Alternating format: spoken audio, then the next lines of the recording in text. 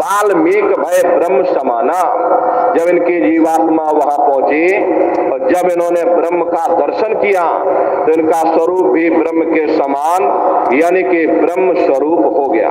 तो जितने साधक वहां पहुंच जाते हैं उन सभी को योगेश्वर कहा जाता है। योगेश्वर भगवान श्री कृष्ण उसी देश में वास करते हैं।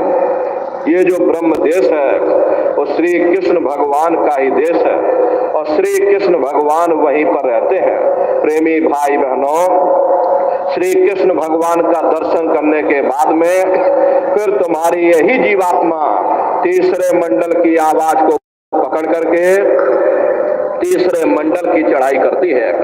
आगे पहुंचे सुन झंकार, ररंकार धुन सुनी पुकार, आगे श्वेत सुन है भाई, मान सरोवर बैठ नाई।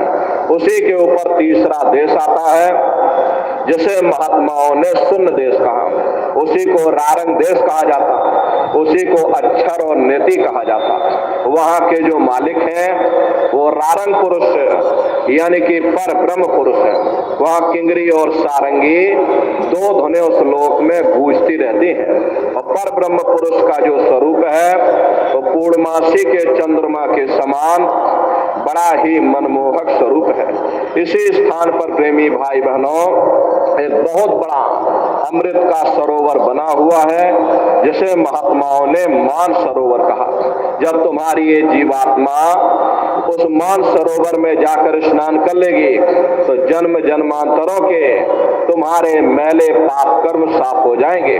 प्रेमी भाई बहनों, ये बाहर के पानी से तुम्हारे कर्मों की सफाई नहीं होने वाली। ये बाहर का पानी तुम्हारे शरीर के मैल को धो सकता है, लेकिन जो पापों का मैल है, जो अंतःकरण में कर्मों की गंदगी जमा है, वो जब साफ होगी जब आप तीसरे मंडल पर पहुंच करके उस गंगा में डुबकी लगाओगे। उस गंगा में स्नान करने के बाद में ये जीवात्मा हंस रूप हो जाती है। हंसन मिले हंसा हो जाए, मिले जो अमी आहारा है। जीवात्मा का खुद का प्रकाश उस अमृत के सरोवर में स्नान करने के बाद में 16 सूर्य के बराबर हो जाता। फिर यही जीवात्मा चौथे मंडल की आवाज को पकड़ करके चौथे मंडल की चढ़ाई करती है।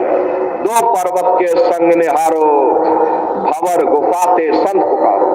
दो पर्वतों को पार करने के बाद में वो बड़ा सुंदर देश आता है जिसे महात्माओं ने भंवर गुफा कहा।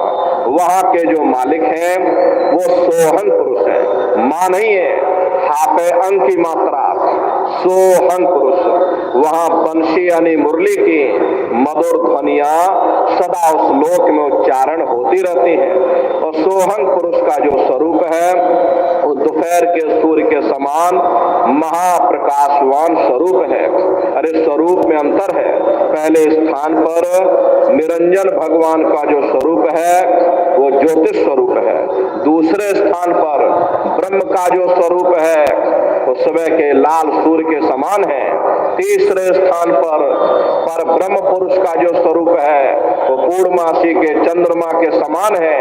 चौथे स्थान पर सोहन पुरुष का जो स्वरूप है वो दोपहर के सूर्य के समान महाप्रकाशवान स्वरूप है।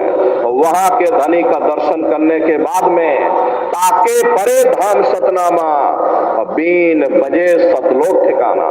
सोहन देश के ऊपर वो 5वां देश आता है जिसे महात्माओं ने सचखंड देश कहा। वो सचखंड देश अजर अमर अविनाशी सदा एक रस रहने वाला देश है।